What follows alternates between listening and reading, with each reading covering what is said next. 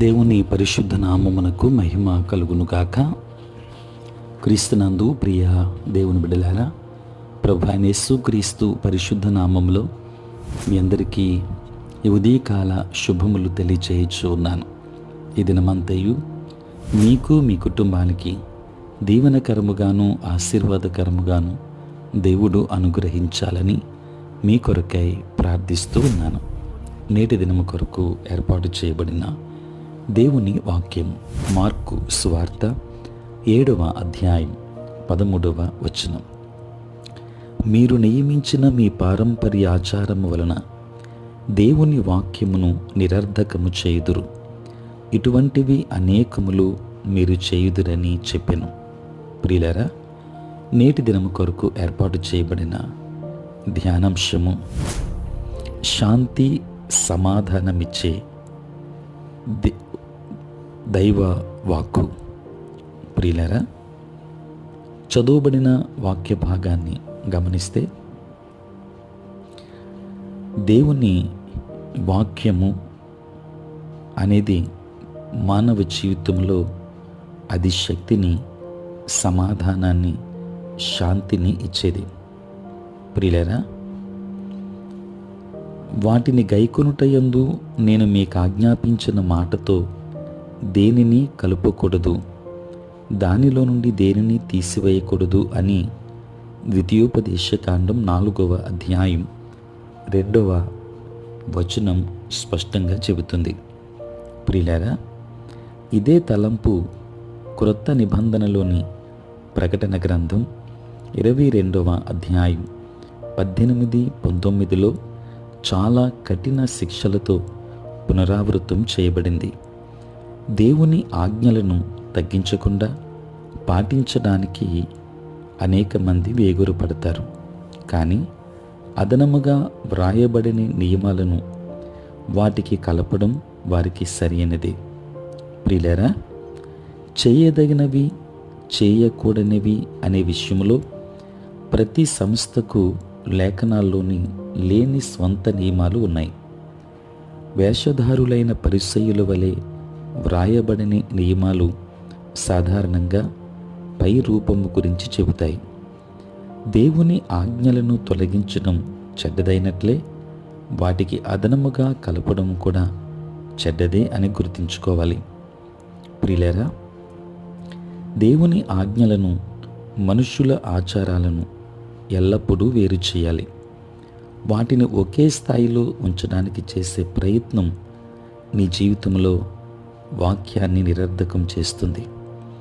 మనుష్యుల ఆచారాలను పాటించడానికి దేవుని ఆజ్ఞలనైనా పక్కన పెట్టాలి, లేకుంటే దేవుని ఆజ్ఞలను పాటించడానికి మనుష్యుల ఆచారాలనైనా పక్కన పెట్టాలి.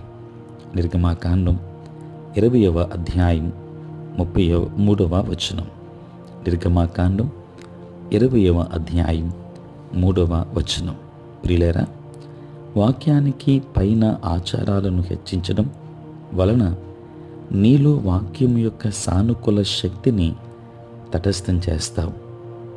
ప్రియులారా, వాక్యాన్ని నమ్మని వారికి అది ప్రయోజనకరంగా ఉండదు, కానీ వాక్యం ఎన్నడూ దాని శక్తిని కోల్పోదు. ఆత్మీయ విషయాలను ఎందుకు చేస్తున్నావో ఈరోజు ఒక్కసారి మనం పరిశీలించుకోవాలి. నీ నమ్మకాలు, మీ క్రియలు వాక్యాన్ని ఆధారం చేసుకున్నాయా, లేక నీ సంఘం, సంస్థ ఆచారాలను ఆధారం చేసుకున్నాయా? నిన్ను రక్షించి, స్వస్థపరిచి, అభివృద్ధి చేసి శాంతి, సమాధానం ఇచ్చే శక్తి వాక్యానికి మాత్రమే ఉందని గుర్తుంచుకుందాం. దేవుని వాక్యాన్ని కలిగి ఉందాం.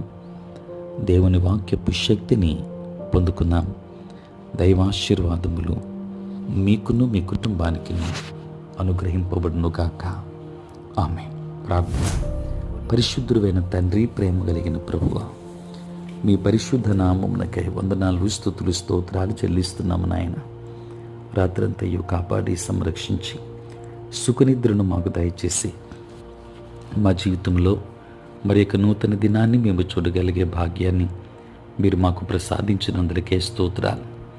ప్రభువా, ఈ దినమంతా కూడా మీ సన్నిధి మాతో ఉంచండి. మీ ప్రసన్నత మాకు అనుగ్రహించండి. మా ప్రతి బలహీనత నుండి విడుదలనివ్వండి.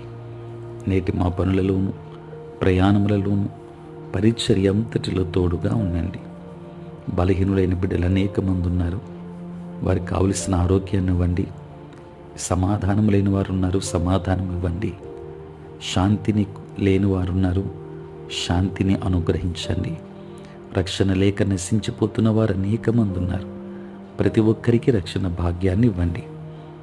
తండ్రి, అనేక మంది నీ వాక్యపు సత్యాన్ని గ్రహించలేని వారు ఉన్నారు. అటు వారి హృదయపు నేత్రములను తెరవండి. వాక్యములో ఉన్న శక్తిని ప్రతి ఒక్కరూ అనుభవించినట్లుగా కృప చూపించండి. నీ సేవా పరిచర్య చేయించిన ప్రతి సేవకుని దీవించండి. సార్వత్రిక క్రైస్తవ సంఘాన్ని ఆశీర్వదించండి. దేవా, పుట్టినరోజు పెళ్లి రోజు జరుపుకొనుచున్న బిడ్డలను దీవించి నూతన ఆశీర్వాదాలు వారికి మెండుగా దయచేయమని, ఏదైనా దీవెనలతో నింపమని యేసు నామములో ప్రార్థించి వేడుకొనుచున్నాము తండ్రి. ఆమె. తండ్రి, కుమార, పరిశుద్ధాత్మ త్రియేక దేవుని దీవెన సదా మీకును మీ కుటుంబానికి తోడై ఉండును గాక. ఆమె.